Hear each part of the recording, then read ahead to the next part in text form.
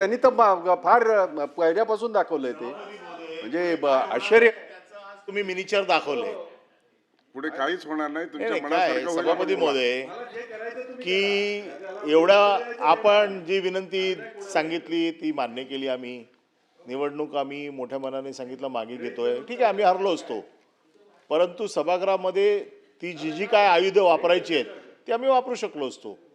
प्रश्न असा आहे की ज्यावेळेला मुख्यमंत्री उपमुख्यमंत्री, खरं म्हणजे पहिलं मी अभिनंदन करतो, कारण त्यांनी सांगितलं की मी धर्म पाळणार आहे, तर जो मी ज्या धर्मासाठी मी इथे बसलोय तो पहिला पाळतो.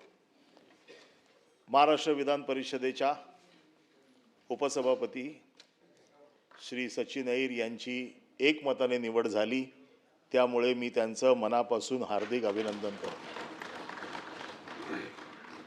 आणि ह्या सभागृहाची उच्च परंपरा, ह्या सभागृहाचं जे काय गरिमा आजपर्यंत जी पाळली गेली ती आजच्या निवडणुकीत देखील पाळली गेली, त्याबद्दल सभागृहाचं देखील सगळं मनापासून मी आभार मानतो की या सभागृहाचं पावित्र्य, या सभागृहाची परंपरा या सभागृहाने पाळली. खरं म्हणजे सर्वसाधारण पद्धत अशी आहे की ज्या वेळेला सभापती उपसभापती यांची निवड होते त्यावेळेला निवड झाल्याच्या नंतर मुख्यमंत्री उपमुख्यमंत्री आणि विरोधी पक्ष नेता हे सगळे मिळून त्यांना त्यांच्या आसनास्थ नेतात. आपण म्हटलं की सभागृहाची उच्च परंपरा, सभागृहाची प्रतिष्ठा, सभागृहाच्या घटनात्मक पदांचा आपण इथे वारंवार उल्लेख केला आणि ती पाळली पाहिजे. एक जागा तर आपण भरली, आज जर दुसरी जागा देखील भरलेली असली असती तर कदाचित आमच्यावरती अभिनंदनाचा प्रस्ताव करण्यासाठी जी काय आम्हाला लाचारी करावी लागली ना, हो द्या द्या बोलायला द्या बोलायला द्या, हे किदान करावं लागलं नसतं. आम्ही अभिनंदनासाठी लाचारी करावी इतकी वाईट परिस्थिती तर आमची नाही. सचिन अहिर यांचं अभिनंदन करणं हे आमचं कर्तव्य आहे, पण अभिनंदन करण्यासाठी लाचारी करावी? आपल्याकडे वारंवार मागावं लागतं, हो द्या हो द्या हो, अभिनंदन करायला द्या. पण तर या सभागृहाचे मध्यबिंदू आहात, संसदीय कार्यमंत्री म्हणजे तुमच्या हातात या संसद कशी चालवावी याचं सगळं आपल्या हातात आहे. आणि त्यामुळे जशी उपसभापतीची निवडणूक आपण करून घेतली, एकमताने केली, तसं हे विरोधी पक्ष नेत्याचं पद जरी आपण भरलं असतं तर कदाचित आपल्या कर्तृत्वाला आणखीन झळाळी आली असती.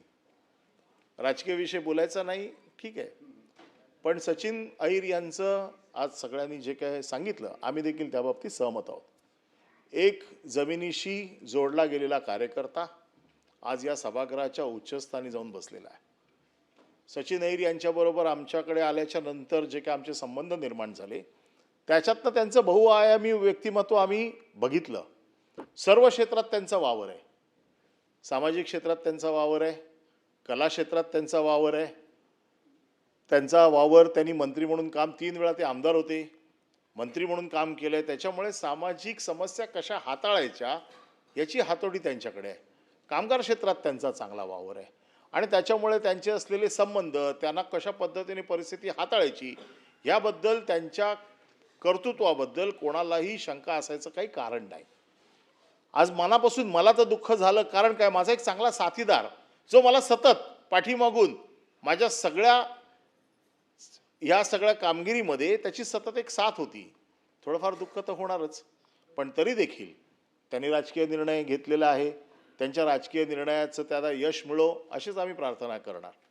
प्रश्न असा आहे की आजपासून ते सभापती उपसभापती झालेले आहेत, आता ते पक्षाचे नाही आहेत कुठले, आता त्यांच्यासाठी विरोधक आणि सत्ताधारी हे दोघेही सारखे आहेत आणि त्याच्यामुळे त्यांनी दोघांकडेही त्याच नजरेने बघावं, दोघांनाही समान न्याय द्यावा. सत्तेच्या बाजूने थोडं कमी असेल तरी चालेल, पण विरोधकांना संधी जास्त मिळाली, कारण विरोधक आता फार कमी प्रमाणात राहिलेले आहेत. ते आज आपण बघितलंच, काय आपण विरोधक कमी असले की काय, म्हणजे इथे गडकरी साहेब जे बोलायचे की सत्तेचा माज असू नये आणि अल्पमतात असल्याचा न्यूनगंड असू नये, त्यामुळे सत्तेचा माज असू नये आणि अल्पमतात असल्याचा न्यूनगंड असू नये. त्याच्यामुळे आता सभापती आणि उपसभापतींचं हे कर्तव्य आहे की ह्या सभागृहाचं संतुलन सांभाळणं ही आता त्यांची जबाबदारी आहे. आणि सचिन अहिर यांच्याकडनं आम्ही ही अपेक्षा करतो की त्यांचे असलेले सर्वांशी चांगले संबंध, मला वाटत नाही की या सभागृहात त्यांचे कोणाशी कटू संबंध आहेत, सगळ्यांशी त्यांचे संबंध चांगले आहेत. या संबंधांचा आधार घेऊन त्यांनी ह्या सभागृहाची जी काही प्रतिष्ठा आहे, जी आत्तापर्यंत सगळी नावं वाचून दाखवली, या सभागृहाची प्रतिष्ठा कायम राखावी अशी आमची इच्छा आहे. दादांनी मगाशी एक सुरुवातीला म्हटलं की माझ्या मनात थोडी भीती होती. आज सचिन अहिर यांचा बुलडोजर असा चालला की बऱ्याच लोकांच्या स्वप्नांचा त्यांनी चक्काचूर करून टाकला, म्हणजे चुराडा केला. आणि हा बुलडोजर कसा आला कोणालाच कळलं नाही. आम्ही काही लोकांचा, मला वाटतं मला व्हावं, काही लोकांचा केला. खाली बसून बोलू नका. आणि मग अशा लोकांच्या दुःखावरती जर कोणी फुंकर मारली असती तर फार मोठा चमत्कार झाला नसता, पण निवडणुकीत थोडा बहुत चमत्कार झाला असता ही भीती दादांच्या मनात होती. आता आम्ही तर फक्त 5, काँग्रेस 5, राष्ट्रवादी 2 एवढेच लोक होतो, तरी देखील व्हीप काढला गेला.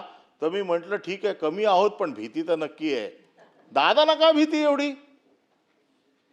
पण दादा ठीक आहे, आपण एक यशस्वी संसदीय कार्यमंत्री आहात, सगळ्यांना सांभाळण्याचं कौशल्य आपल्याकडे आहे. आणि सचिन अहिर यांच्याबद्दल सगळ्या सभागृहाला एक वेगळा आजपासूनचा जो त्यांचा उपसभापती पदाचा जो कार्यभार होणार आहे त्याच्याबद्दलचा आदर असायलाच पाहिजे. शेवटी ती खुर्ची आदराची खुर्ची आहे, त्या खुर्चीचा मान सन्मान ठेवावा लागतो.